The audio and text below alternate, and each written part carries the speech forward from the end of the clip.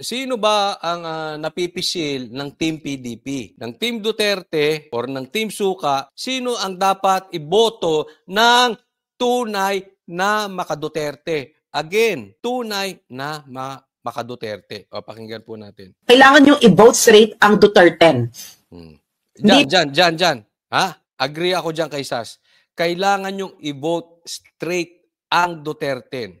Kung sinasabi mong ikaw ay may tiwala sa Duterte, ha? Duterte, I'm talking about in general ng mga Duterte. But to be specific is about Tatay Digong. Okay? I'm talking about Tatay Digong. Of course, BP Sara din, no? Pero ano ba ang iniwan sa atin ni Tatay Digong bago siya kinidnap papuntang Hague? Even si BP Sara, nagpunta tayo doon sa Hong Kong, yun ang huling binanggit, etong 10 na ito. But to make it straight or to get to the point of Tatay Digong, he wants this 10. Okay? Straight po, wag po natin kakalimutan. Hindi po pwede. Kailangan vote straight Duterte, wag kayong mag-iiwan ng blanco sa mga senador. Yan. Agree ako dyan kay Sasa. Huwag kayo mag-iiwan ng blanco. Okay? Dito possibly magkaiba-iba ang banateros, no? Or magkaiba-iba tayo. Yung iba sasabihin, wala, Duterte lang, hindi namin hahaluan ng iba. Okay? Duterte lang, yung 10 lang. May punto sila kasi pag naglagay ka pa dyan, posibleng yung mga nasa ibaba na Duterte, yung mga 10, 11, 12, posibleng malaglag. Dahil ang gagamitin sa cheating, sinasabi ko sa inyo, yung... Ayan. Yan ang punto. Bakit kailangan i-fill up mo? Kasi yan ang gagamitin sa cheating. Yang dalawa na yan, i-fill up pa nila. Okay? So, possibly, yung iba sinasabi para wag na malaglag yung pang-siyam o pang-10 na Duterte, wag na maglagay ng dalawa para umangat silang todo. Kasi baka yung nilagay mong dalawa, yun pa ang magpatanggal doon sa original na 10. Di ba? Abot ko po ang inyong doon. Kaya lang sa ibang banda, posible naman na i-fill up nila yan at ang ilagay nila dyan si Bam Aquino. Ilagay nila dyan itong plastic na kain ng kain sa takip ng kaldero. Di ba? Kung ilagay nila dyan si Abalos, ilagay nila dyan yung mga NPA. Ang daming tumatakbo ngayon. Kayo nang bahala. Huwag kayong maglalagay dyan ng NPA. Huwag kayong maglalagay dyan ng komunista. Coach Oli, paano yon? Baka nga naman, pag naglagay pa kami ng dalawa, matanggal pa yung mga di wag kayong maglagay ng malakas. Ang ilagay nyo pang 11 at pang 12, yung sa tingin ninyong mahina, na hindi kayang matanggal yung pang 9 at pang 10 ng Duterte. Pero yung ilalagay mo dyan, you make sure na talagang loyal kay Tatay Digong. At may magagawa. Hindi yung loyal lang kay Tatay Digong. O yung kunwari may nagagawa. Ako, I suggest, kumuha kayo nung sa tingin ninyong bago, pero may resibo. Kasi kung boboto lang tayo, lalagay mo dyan si Tito Soto. Ano bang nagawa nung mga yon? Di ba? Si Ping Lacson, ano bang ang tagal-tagal na niya, wala namang may significant, nabago ba nila ang Pilipinas? So kumuha kayo ng bago na sa tingin ninyo, hindi makaka-apekto. And at the same time, pag naglagay kayo ng dalawa, hindi magagamit sa dayaan. Di ba? Coach Oli, tanong, ikaw ba sino pa yung dalawa? Hindi ko po alam. Okay? Hindi ko po pa alam kung sino yung idadagdag kong dalawa dyan. But definitely, one thing for sure, it's not Aimee. Diyan, sigurado ako dyan. Bakit? Naaalala nyo ang Banateros, maraming nagmura sa Banateros, nagalit sa Banateros dahil prinomote ni BP Sara si Bongbong. At hindi kami umagri doon dahil ang pinakinggan namin si Tatay Digong. Anong sabi ni Tatay Digong? Bangag yan, nagdodroga yan sa jet plane at saka sa yate. Kung totoo yun or hindi, the point is, nakinig kami kay Tatay Digong. Yun ang punto. Okay? So kahit in-endorse ni BP Sara si BBM, hindi kami nakinig. Maraming nagmura sa amin, maraming nagalit sa amin. And yet, hindi sa pagmamalaki, maraming nagmumura sa amin, nanonood na po sa amin. Bakit? 3 years after, we prove na totoo at tama yung sinasabi namin. Hindi namin sinasabi kaming matalino, ang sinasabi namin may paninindigan kami doon sa sinabi ni Tatay Digong. Maliwanag po, no? Okay. Ngayon, kung gusto nyong iboto si Aimee, bahala kayo, walang pilitan. Hindi po ganyan ang Banateros. Basta ako, hindi ko alam kung anong boto, kasi malayo ako ngayon sa kanila. Okay, but I think pare-parehas kami ng stand dito. But in any case, kung magkakaiba man kami ng case, ay ng ng stand, wala naman pong diktador sa Banateros eh.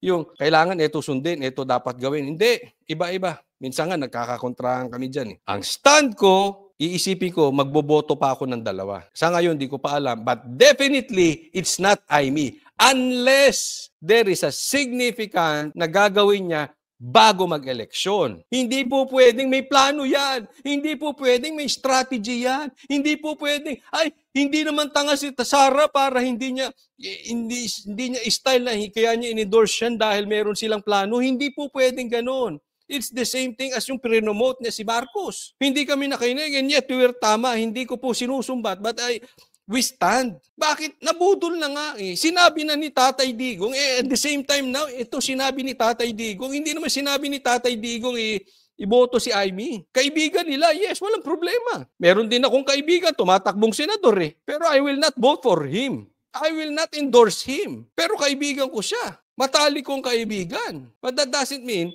nabilib ako sa kanya sa politika. Hindi. Magkaibigan kami.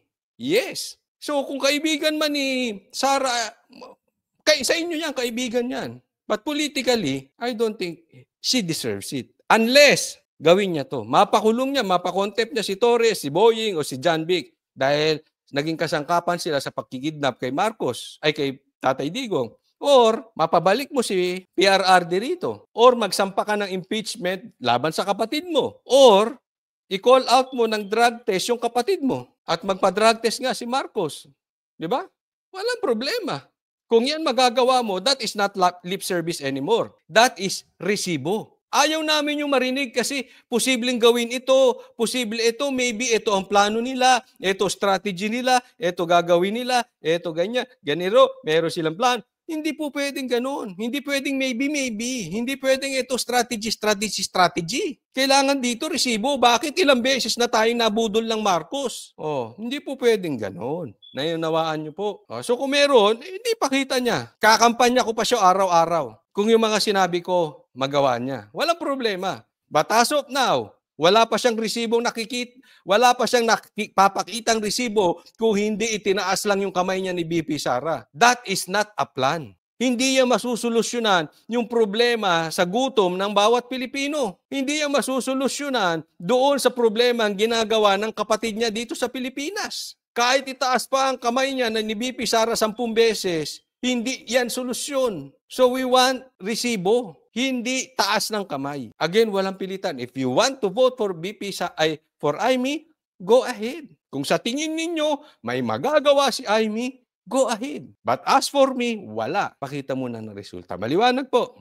Okay. Undervote na count, i-distribute nila yan. Okay? Kaya huwag kayong mag-undervote. 10 plus 2. Huwag kayong boboto ng kahit sinong kakamping. Yan ang wag niyong gagawin. Kakamping. Huwag kayong boboto ng kakamping. Alam niyo na kung ano ang linyada ng kakamping. Alam niyo na siguro kung saan ang gagaling ang kanilang financial support. Alam niyo na kung ano ang karakas ng pink. Okay? Kayo na. Ilagay niyo sa comment section. Ano ba ang linyada ng yellow pink? Lagay niyo dyan. Para maliwanagan ng ating mga kababayan. Pero wag na wag for me. Huwag niyong iboboto ang mga kandidatong nag-uumpisa sa letter T, ang apelyido. Kailangan Bongo should be number 1. De La Rosa should be number 2. Ako, Pastor Kibuloy, number 1. Number 1, Pastor Kibuloy. Bakit? Coach Oli kasi, check, nawala. Sagleta. Nawala ata ang ating audio. Okay, number 1. Bakit si Pastor Kibuloy? Kasi baka sasabihin nyo, hindi, taga-SMNI ka. Coach Oli, kaibigan mo yung mga taga KOJC. Ako po, hindi member ng KOJC. Paliwanagan ko lang po kayo maayos. At kami po ay naging kritiko ni Pastor Kibuloy. Alam nyo yan. No? Alam nyo rin na hindi kami nabudol. Ito, hindi ko pinagmamalaki. Pero so far, yung sinusuportahan namin, na tumatakbo. Kita nyo until now malinis. Even sa Isko, malinis, di ba? Hindi kami sumuporta kay Bongbong. We prove, tama kami. Di ba? Bakit? Kritiko kami ni Pastor, nakita namin. Ang sitwasyon ng Pilipinas, kumbagat sa tao, parang cancer. Ganyan na po. Hindi po tayo po pwede gagawa or maboboto ng isang tao dahil dati na siyang politiko. Pero pag nakita mo naman bakla akong tumandig. Walang stand. And I have nothing against mga bakla. Marami tayong kaibigan bakla. Ang point ko lang, walang tayo. Walang tayo. Paiba-iba. Sumasayaw sa gitna. Minsan nandito, minsan. Si Pastor Kibuloy, nakita nyo naman, todo. To the point na hindi lip service. To the point, kahit ikulong, hindi iiwanan ng Duterte. Kahit tanggalan ng prangkisa, kahit gipitin ng SMNI, hindi iniiwan ang Duterte. We need someone like that. Magbigay kayo ng kandidato that has the capacity, that has the receipt. May resibo, kayang gawin yan. Wala akong nakikita. Meron, pero not to the point as Pastor Kibuloy. Nakita nyo naman ang rally worldwide. Nakita nyo naman ang rally nationwide. Nakakulong pa siya, ha? Tingnan nyo, nakakulong pa. Iyan ang leader. Yung leader na hindi tatamad-tamad. Yung leader na nakatodo. Saan ka nakakita ngayon ng leader nakatodo? Ito sasabihin ko sa inyo, yung sinasabi niyang zero corruption, kaya niyang gawin. Bakit? Nagawa niya. Nagawa niya sa KOJC. Alam mo, halos araw-araw kasama ko taga KOJC. Araw-araw kasama ko taga SMNI. Nakikita ko, nababantayan ko yung galaw nila. Observant ako eh. Ako, tahimik, nakikinig lang ako, pero observant ako. Alam mo kung bakit ko nasasabing talagang zero corruption? Bukod sa ebidensya, nakita nyo naman yung kingdom, nakita nyo yung prayer mountain, nakita nyo yung glory mountain. Zero corruption. Hindi yan magagawa kung kurap ang head. Pero isa pong senyales ng zero corruption, tingnan mo yung mga nakapaligid. Kasi possible, hindi kurap ang leader, pero babagsak ang organisasyon dahil yung mga nakapaligid. Yaan madaling makita. Alam niyo, nakikita ko sa mga nakapaligid kay Pastor, hindi kurap. Tingnan niyo ang gobyerno ngayon. Kayo na magsabi sa akin, kung yung mga nakapaligid kay Marcos kurap, doon pa lang malalaman mo na. Pag kurap ang leader, chances are yung nakapaligid kurap din. Nagigets? Kahit sabihin natin hindi kurap yung leader, pero pag ang nakapaligid kurap, yung organisasyon na yun, babagsak. Ang mga proyekto, substandard. Buti nga kung may proyekto pa eh. Baka nga wala ng proyekto. Bakit? Binubulsa ng mga nakapaligid. Yan po mahirap itago. Yung pangungurap ng nasa ibabaw, pwedeng itago. Pero mag-o-overspill yan. Mag-i-spill over pala sa mga nakapaligid sa tao. And you will notice it. Madaling makita po kung kurap yung mga nakapaligid sa tao. And that one thing, I can prove to you, I can vouch on that, na si Pastor Kibuloy ay hindi kurap. Even yung mga nakapaligid sa kanya. Kaya nga po dinidiin ko sa inyo, we need someone like him. Actually, we don't need him. We need him badly. We need him badly. Wala akong nakikita na what will solve the problem of the Philippines. Ikot na po ako sa mundo. Nakikita ko po yung mga magagandang nangyayari sa iba't ibang bansa. Until now, tayo na lang yung nakaroro. Nakakaawa na po ang Pilipinas. And you think you can masosolve yan ng mga ordinaryong Pilipino na kumakain sa kaldero? You think masosolve yan ng mga politikong pabalik-balik na lang na nung chance naman napunta sila? Try on this. Just once, try on this. Ilagay natin sa posisyon si Pastor Kibuloy. Pag hindi niya naayos ang Pilipinas or hindi niya nabago ang trajectory ng Senate, balikan nyo kaming banateros, murahin nyo kami. Murahin nyo kami araw-gabi, tatanggapin namin. But we can vouch on that. Pag nalagay sa pwesto si Pastor Kibuloy, we can vouch. Kasi kita namin yung leadership, yung trajectory, babaguhin niya ang Pilipinas or kung hindi man niya mabago totally because senator lang siya, hindi naman siya president yet, mababago niya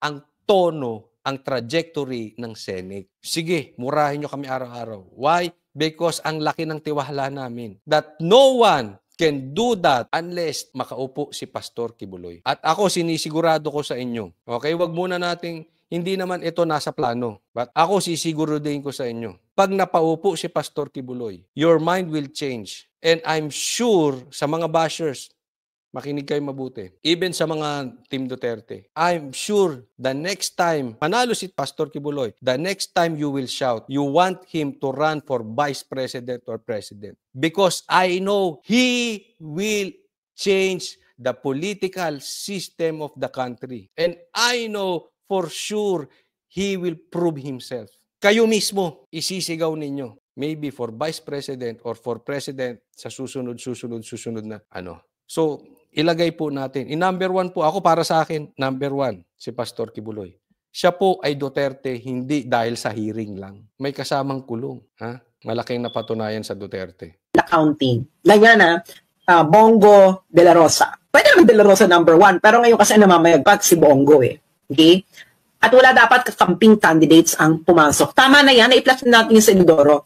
No? And I'm pretty sure, yung kabilang parlor, dinadala naman nila yung Kiko Bam. Ayaw lang sabihin ni Kiko Bam na dinadala rin naman sila ng alyansa. Pero kailangan ako, I believe, Sasa. Ako naniniwala ako na si Bam at itong kumakain sa kaldero ay dinadala ng alyansa ni Marcos.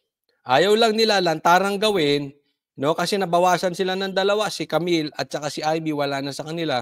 Ang talagang dinadala nila dyan si Bam at si Kiko. Ba't nila gagawin? Kasi they need the support of the Pink. Because head to head, they cannot compete with the Dutertes. So they need the support of the Pink. Ang sa tingin ko dyan, they have a secret agreement that they will carry Bam and Kiko na ang kapalit that the Pink will support the alyansa. Sa madaling salita, pasensya na po sa kumakain, kinain po nila yung tinain nila. Kinain po nila yung sinuka nila. Dati nagsasabihan niyan, diktador, mamamatay tao, magnanakaw, corrupt, sinasabihan nila Marcos. Ngayon, nakikipag-alyansa. Di ba ganun din ang Marcos kung ano-anong sinasabi sa Dilaw. Pero ngayon, nakipag-alyansa. Ay kung siguro buhay yung tatay ni Marcos, baka binatukan yan. Isipin mo, ang ipapalit mo sa kapatid mo na si Amy na umalis sa alyansa ay yung kapamilya or anak nitong nagpatanggal sa akin sa posisyon at nagpatapon sa akin sa Hawaii. Di ba? Ang sakit nun. Kung ako tatay talaga nito si Bongbong, binatukan ko talaga to kaliwat kanan. Pinatanggal ako, tapos tinanggal mo yung kapatid mo, tapos yung nagpatanggal sa akin kapamilya nung pinatanggal mo, adik ka ba? Adik ka ba? Babatukan pa kita. Kung ako yung tatay, kaso hindi ako yung tatay. Di ba? Inalis mo yung kapatid mo. Anong klase ka? Ipapalit mo yung pamilyang kaaway natin. Lantarang pagsuka ay pagkain ng sinuka yan o pagkain ng tinae mo. But anyway, nasa sa inyo yan. Wala tayong pilitan. Sa Banaderos, wala naman eh. Ayoko lang naririnig na yung hindi, may strategy yan, may strategy. Huwag nyo kaming strategy. Yung haba ng paliwanag nyo. Ang haba ng paliwanag, yung pala ang ipopromote lang ng vlogger nila, si Amy. Kahit anong paliwanag gawin ninyo, pakitaan nyo kami resibo, tapos na, wala nang mahaba-habang paliwanag. Kanya-kanya yan, okay? Basta sa akin yun, no? And maganda tong sinasabi ni Sas. I totally agree with him na ito ang dapat natin, dito focus tayo sa Duterte, huwag tayo magsama ng Yellow Pink, at huwag din tayo magsama ng komunista, no? Magaling to pakinggan po natin to si Sas, napakagaling. Thank you po sa video mo, Sas. Nakuha ko lang to sa Facebook, no? Ang daming matututunan kay Sas.